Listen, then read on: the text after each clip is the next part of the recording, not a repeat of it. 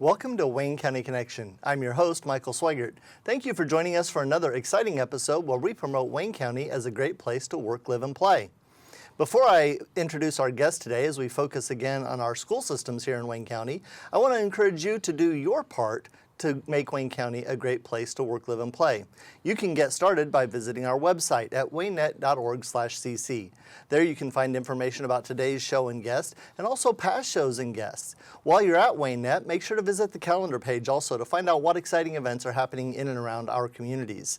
If you have an event that you'd like to promote, be sure to submit that through the calendar page, and there's a way there. If you have any problems, you can check out the help at waynet.org/cc. Again, I'm Michael Sweigart, and our guest today is the superintendent of the Northeastern Wayne School System. This is Laura Blessing, and it's my pleasure to introduce you for the first time as Dr. Laura Blessing.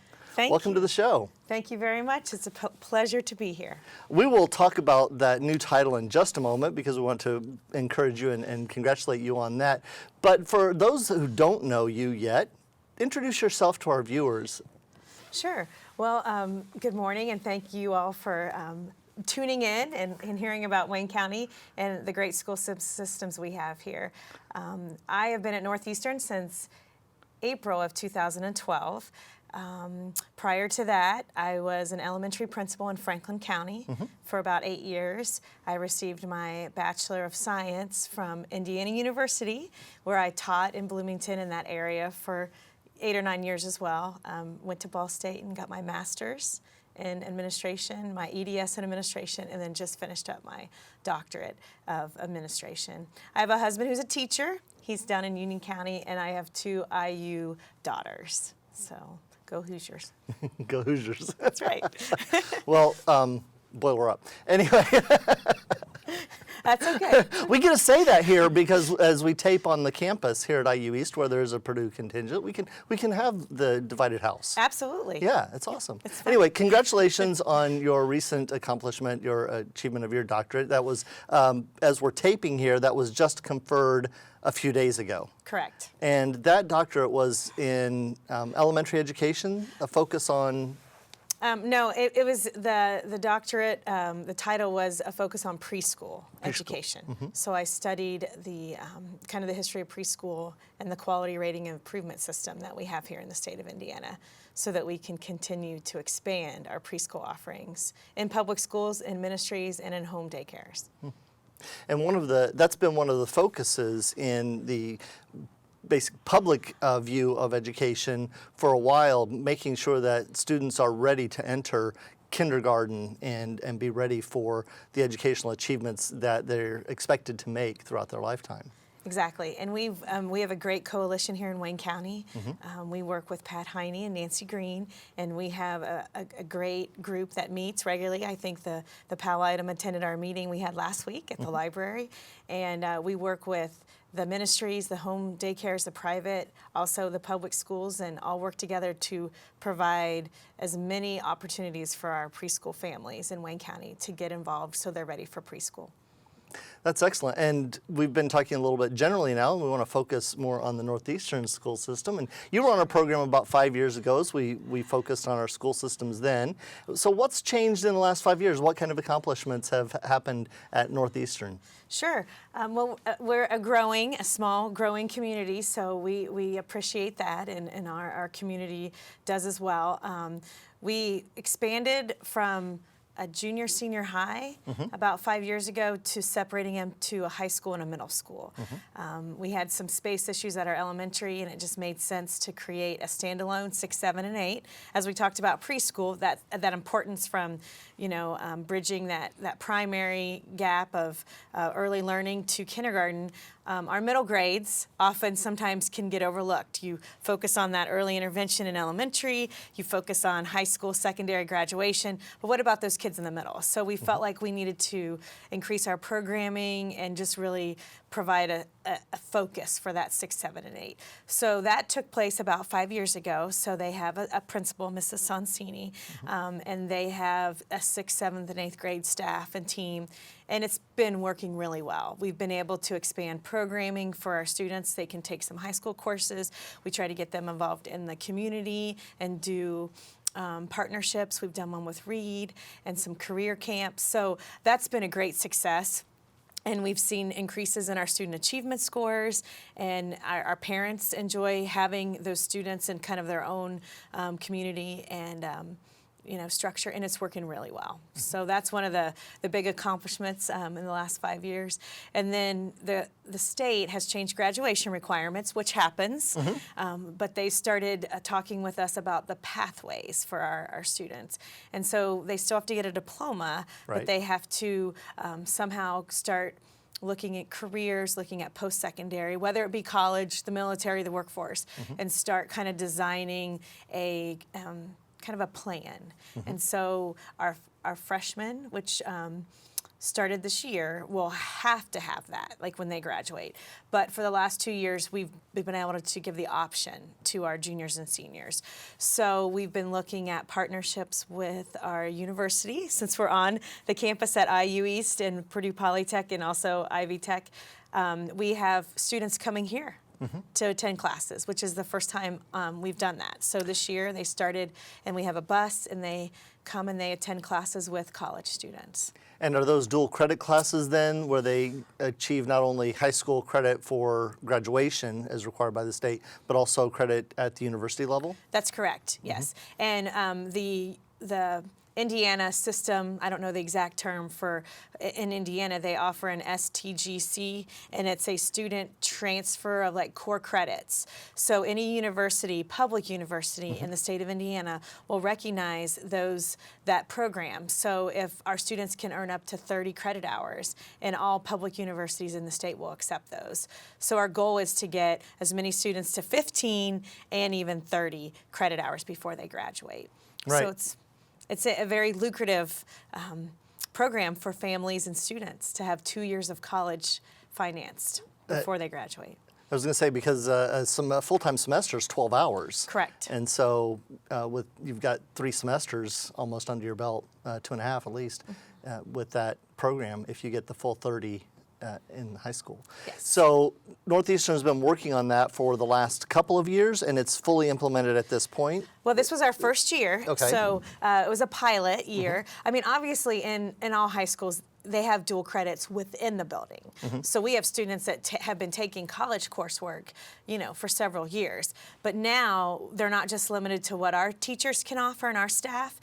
So we have that plus the option to come to the IU East campus, Ivy Tech, or take even an online course from either of those institutions.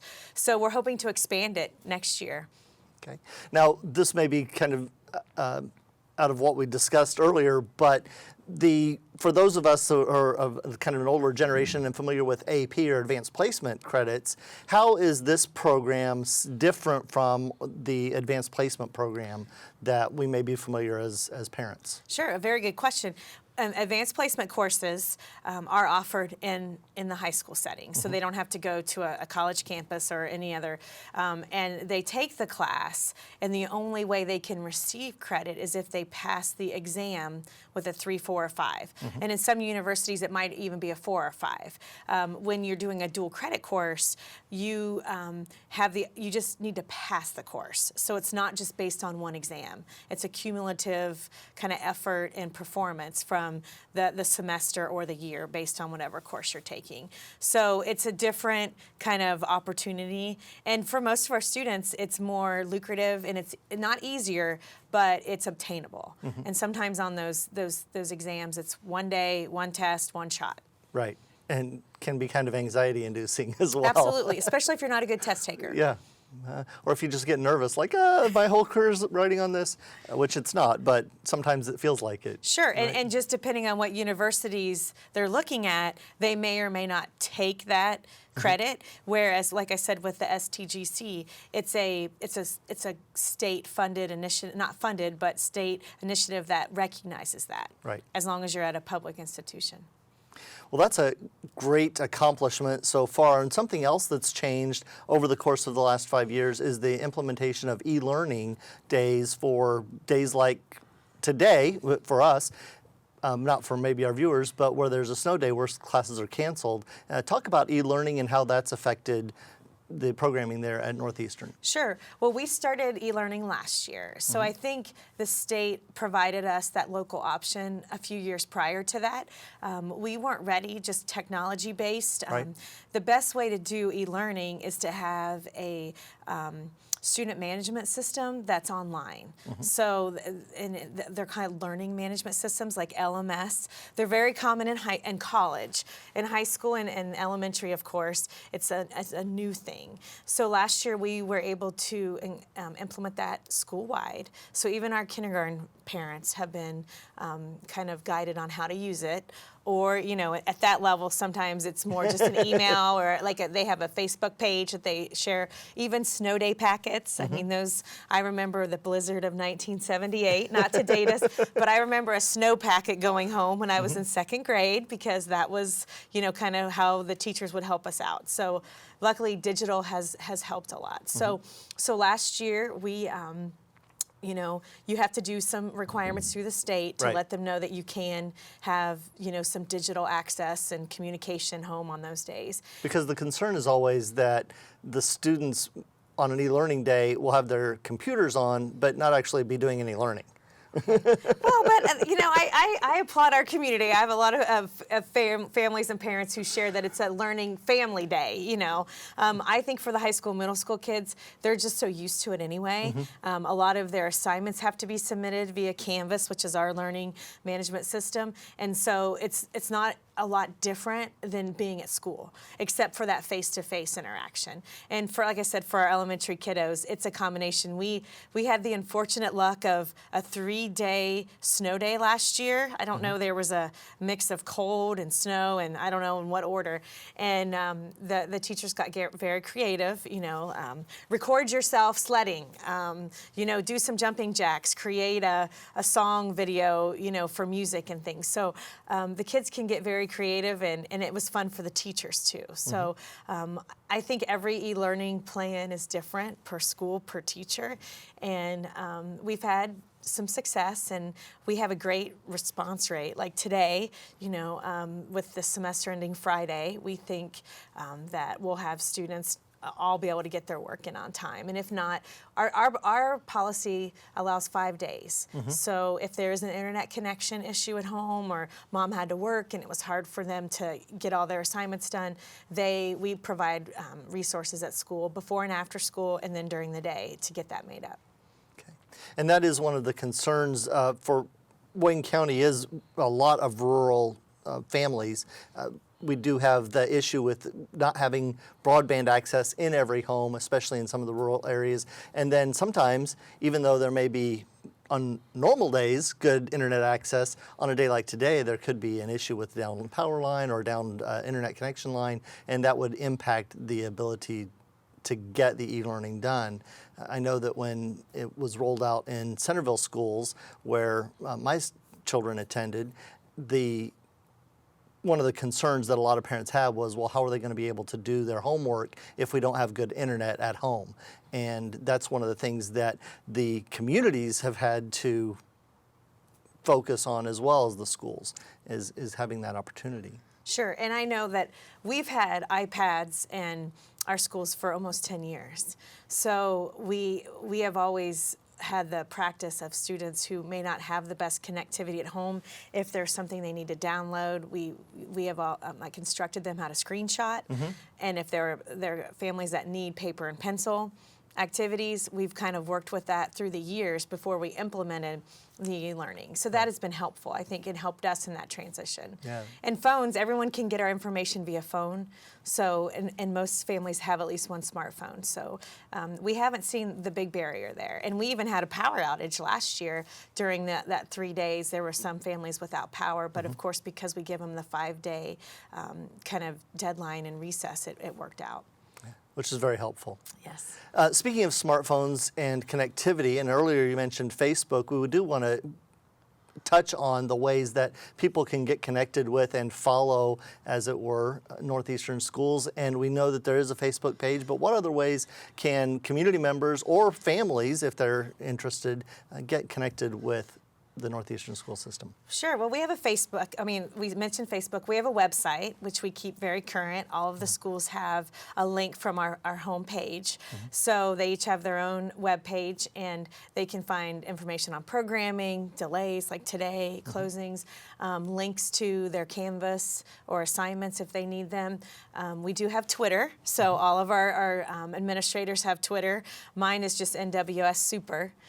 So it's easy for folks to follow me. After a snow day, I get a lot of student followers because I always tweet it out to let them know, and they like that. We're also fortunate to have a parent communication system.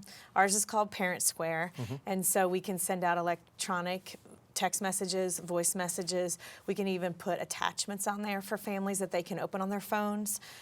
So we have a different variety of platforms that will help families stay connected to us. It's a lot easier now for parents to stay connected with the schools than it was in generations past, that's for sure. Definitely. One of the things that changed, it's been a long time in the coming, was the ability for students to go to schools where it's out of their residence area, so they could cross school district boundaries and so forth. Has Northeastern seen a great deal of influx of students from other communities in the area? Yes, I think that law changed. It's a state law. It's called open enrollment. And I think around 2010, 2011, they began to offer that here, I think, in Wayne County and at Northeastern. And so we do see a steady, seen a steady increase in our enrollment for choice for families who want maybe a smaller atmosphere in a school corporation, or maybe we offer a specific program that another school doesn't. We don't have to provide transportation, so those families do get, the free public education at Northeastern if they don't live in our district. But the transportation options are really up to the families. Right, right. And when that happens, how is that, if it has at all? Do you think there's been any change in the culture in the school at Northeastern because of the different students coming from different areas? I mean, if I'm thinking of different communities, it's not like they're all neighbors now. Exactly. I think there was a shift just in understanding our families and our students. But I mean, just that small school feel has not changed. I mean, we embrace, once you have a student for a year, they technically become grandfathered, as long as the situation doesn't change. So I think that's why we have a continuing awareness and increase in our enrollment, because if one child comes and more follow, they want to keep those students together, and they enjoy the continuity and the closeness of Northeastern. So I haven't noticed. I think it might make them stronger just to understand and have a little more diverse. And yeah, not everyone's neighbors, but they all have the common goal of providing the best care for their students and education. That's great. Well, we've talked a little bit about the past of Northeastern and what's going on currently. And let's talk a little bit about the future plans, what's going to be coming on down the pike for Northeastern school systems. Sure. Well, this is going to link to the past because it started and now it's going to expand. Okay. So preschool has, we've always serviced our special needs preschool, and that is an Indiana-funded program, and most schools have a special needs preschool for students that could have developmental delays or physical delays. And so about 4 years ago, we applied for a grant because the state was actually going to provide some funding for schools that wanted to provide preschool to their high need students, maybe some students whose parents couldn't afford daycare or preschool, so we could bridge that gap. So we applied for a grant about 4 years ago. We created a committee and started planning for general ed preschool. Not only did we see our students coming in that didn't have that early intervention through a ministry or a home care, we also had a lot of mothers who were teachers that were like, it'd be great if we had preschool. I mean, and I that's great. I mean, Sure. A lot of companies and businesses do offer that kind of stuff. So for a public school, we're like, okay, well, let's give it a go. So we did the work, received the grant, and formed a committee and put together a 4-year-old preschool class. So that our first class was 3 school years ago. and that was well received, and we just had 4-year-olds all day in the elementary. And then we worked with Pat Heine and Nancy Green and some other schools here in the county. Richmond Community Schools received the grant, as well as Oak Park Learning, and we were able to expand to another 4-year-old classroom. So we have 3 classrooms of preschoolers. So from 4 years ago until now, we've gone from 1 to 3. And we have parents saying, well, what about 3-year-olds? I mean, I'd like my child as a 3-year-old. And of course, we didn't have space in our current programming. Right. So we talked about an early childhood center at Northeastern, just because we are rural, and there's, you know, if families aren't coming into Richmond or a larger area, what are their options? So we are going to be remodeling our central office into an early learning center. So the central office has been closed, construction has begun, and we are planning to open 5 classrooms in the fall. So we'll offer preschool, 3-year-old planning, 3-year-old programming, all the way up to full 4-year-old planning. So that is a big change for us. That is a big change, a big remodeling project in the central office. And then where did those offices go? Sure. Well, right now, the high school has graciously rented us a few rooms, so to speak, in their building, and so we do appreciate that. But we have a temporary kind of a portable classroom for our alternate ed programming. So we have students that take online courses that we don't offer, kind of going back to our pathways. Foreign language, we're limited just with our size. Right. Even AP courses they can take online that we don't offer. And then credit recovery, some students that might not do well in English 10 need to take it again. So we offer like 80 courses. So we have a room in that where they just kind of walk across the parking lot, and it's like more of a college type setting with chairs, because they're studying independently, you know, headphones, their computers. And then we also have an alternative ed area where students who may have had a disciplinary issue and they need to be away from school, but they need to be at school. So it's kind of that in between. So we're hoping to consolidate our business offices and like a student learning center into one brick and mortar building for safety, and put that on the main campus. So those plans are being worked on now, and we did a bond, so all of our financing has already closed and taken place. It's just a matter of making sure all of the financing and the construction costs stay within our budget. And so far, so good. So we're at the 3rd piece of that construction phase, with it being the Student Learning Center. We needed to get all the other programming done first. Part of the construction that I didn't mention is the elementary is getting a new vestibule, kind of safe entry type entrance. So folks enter the elementary, they will be taken through the office instead of into the building for safety purposes. So that's a remodel that's almost finished. We've added a school resource officer there, so we will have an office for him, and then just the safety glass that is very common now in schools, just to keep our students safe and staff safe. That's one of the things that we kind of missed in talking about the present of Northeastern is there's been a big focus, not only in local communities but nationally, on school safety. And in our generation, it was a given that at school students were safe, and that's not the case these days. And so schools are having to respond to that. And so thank you for touching on how you've done that there at Northeastern. Are there any other aspects of school safety or security that you want to address and talk about briefly? Sure. We take school safety very seriously, as all schools do.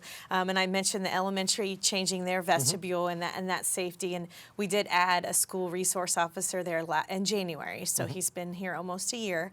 And so that's been a great asset to that elementary building. It's a large building. There's over 600 students and probably almost 100 staff. So it's great to have that extra help. I mean, he helps with a lot of things, not just our safety officer.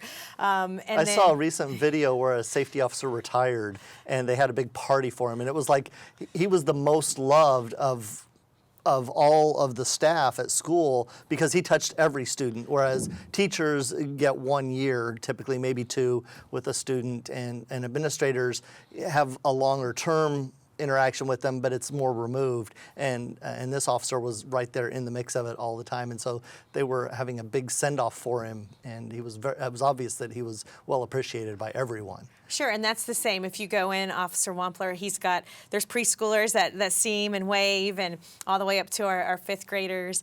We have that construction project, so he knows the construction team and crew, and if there's a delivery, they work with him just because he makes sure they'll get in safely and not go the wrong place. So it's been a great addition, and even in the student services building, we talked about having that brick and mortar for the students and the safety, and all of those entrances will be, the safety vestibules and entry will have to be controlled, and then even at the preschool, we will be having an area where everyone enters that has the kind of the screening process to keep all of our students, no matter what building they're in, safe. So that's a big initiative that we're proud of and glad that we can get that finished. We've had an SRO at the high school and middle school for several years now, and he's a great part of the team as well with the kids. And then how do you go about alerting parents when there is a safety issue or alerting the community? Sure. Well, we have the parent communication portal. It's called Parent Square, and it's an online. So I can send a message. We can send just a regular message. We can send an emergency alert message. So there's different levels of communication, and we get all kinds of reports, as everyone does if they use a software. So we have almost 100% connectivity. Like this morning, we'll know how many parents actually received our notification about the e-learning day. So those are just that parent portal communication works very well. And it's helpful, and parents appreciate that. So I can send like a low-level alert, like just some information, or if there was a true lockdown or a safety threat, they would know. It would come to their phone via a phone call. Like it wouldn't just be an email or a text message. It would be you're all getting a call, and then you're probably getting a text message and an email, because we're not going to miss getting that information to you. Okay. Dr. Laura Blessing, the superintendent of Northeastern Schools, thank you for showing up for our show today, for being our guest here at Wayne County Connection. Well, thanks for having me. It's been a pleasure. It's been a pleasure, and best wishes on your continued success. Thank you so much. And thank you for watching Wayne County Connection, where we promote Wayne County as a great place to work, live, and play. I'm Michael Sweigart, your host. Thanks for watching. Get connected. Visit our website at waynet.org/cc. And may 2020 be a blessed year for you.